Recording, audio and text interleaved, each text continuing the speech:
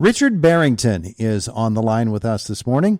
He's a financial analyst for Credit Sesame. And we're talking about Americans and their credit card debt, which is not in a very good place, Richard. We'll break it down here, won't we? Our conversation is brought to you by Marcus & Mack, voted best personal injury law firm in the Best of Indiana County contest. Marcus & Mack, a law firm representing injured people. Well, Richard knows. He's looked at the numbers from our December shopping sprees that we went on, and the economy being what it is. Richard, is it any worse now than it is typically in January? Yes and no. The no part is that this isn't unusual. The total amount of credit card debt owed by American has risen in 10 of the last 11 years. And, of course, the borrowing always peaks in November and December because of all the holiday spending. So, yeah, Americans frequently start a new year with more credit card debt than they can readily pay off. What's different this year, and worse, is that the average credit card interest rate is more than 2% higher than it was a year ago and more than 6% higher than it was 2 years ago. So that extra 6% higher interest rate translates to a potential $63 billion more in annual interest costs on credit cards for American consumers. So it's no wonder people are having a harder time keeping up. And the proof of this is that we've been seeing late payment rates rising over the past year. Uh-oh. Yeah, that's a big red flag. And, of course, it's a discipline thing for many folks, isn't it? Yeah, it is. You know, it's funny. A New York Federal Reserve survey found that over a third of Americans say that if they got an unexpected 10% pay raise, they'd put it toward debt reduction. And that's nice, but it's based on a hypothetical pay raise. Mm-hmm. The trick is to do this with the actual pay raises you get, And so, one thing I suggest is we all know you get a raise, it goes into your paycheck, and it's too easy to gradually raise your spending to use up that money. So an idea that I'd like to suggest is that if you use direct deposit, which I think most people do these days, have your pay deposited in a savings account instead of a checking account. Uh-huh. Then transfer only a budgeted amount into checking to be available for spending. And the idea is that once money gets into your checking account, it's just one step away from being spent. If you have it go to savings first, you can at least be a little bit more mindful about where you then direct that money. Richard, we're lying to ourselves, aren't we?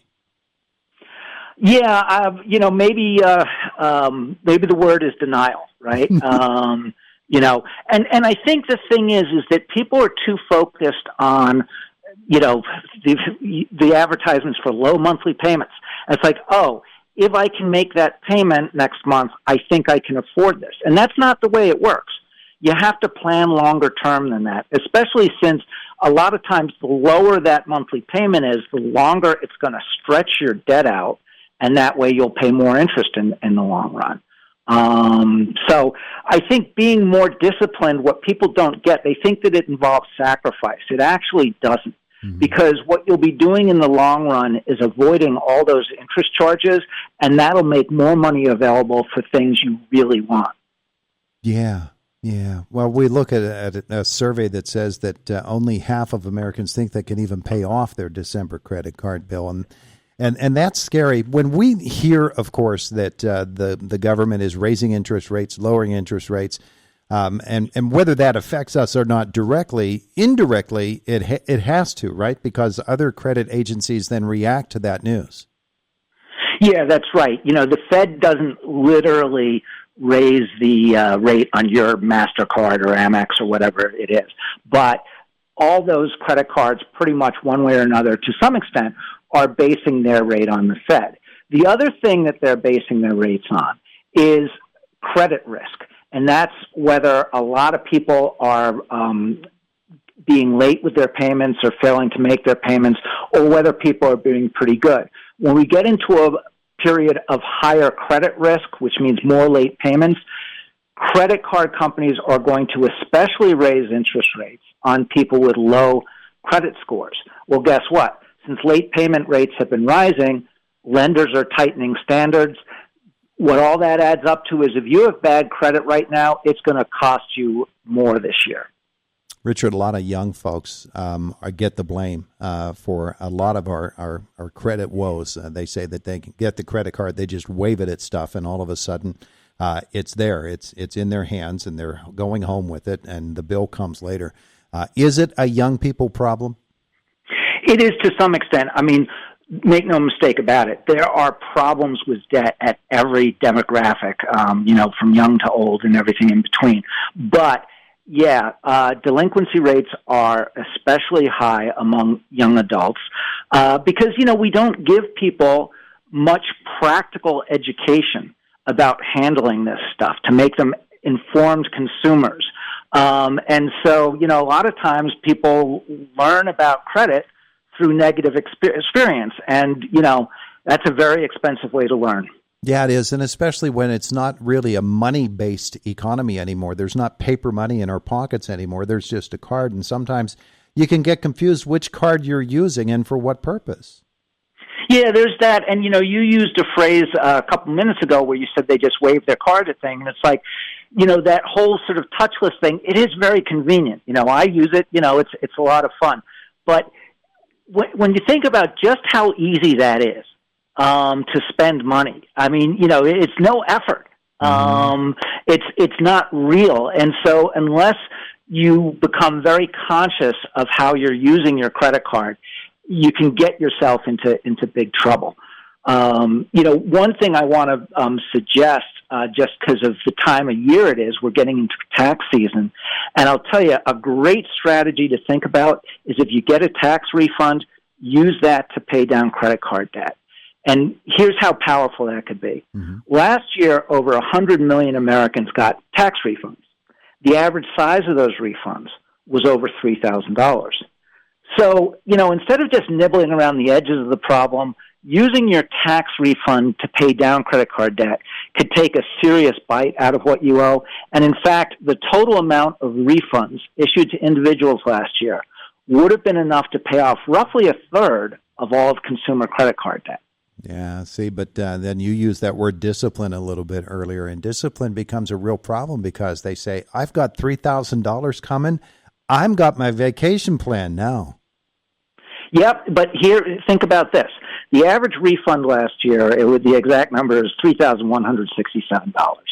Now, if you eliminated that amount of credit card debt at today's average credit card interest rate, you'd save over $700 in annual interest charges. So I like to think about using your tax refund to pay off credit card debt as a way of maybe getting a little extra out of Uncle Sam. And I hope that the prospect of that extra $700 sounds pretty attractive to some people. Yeah, it does. So mom and dad need to find the discipline within themselves and be nice, educated consumers and financial stewards. But then they need to translate that to their younger children who are just entering into that market. What are some of the things they should be saying to their kids? Well, I think the big thing is live within your means. And, as you say, it's a tough thing because a lot of times this is a multi-generational problem, right? But live within your means. And I think the thing is that, in fairness, the inflation that we had in, 2021, 2022, and the first half of last year really took people by surprise. And, we haven't seen inflation like that since the early 80s. Mm-hmm. Most people in the U.S. today weren't born in the early 80s. So most people had literally never seen inflation like that before.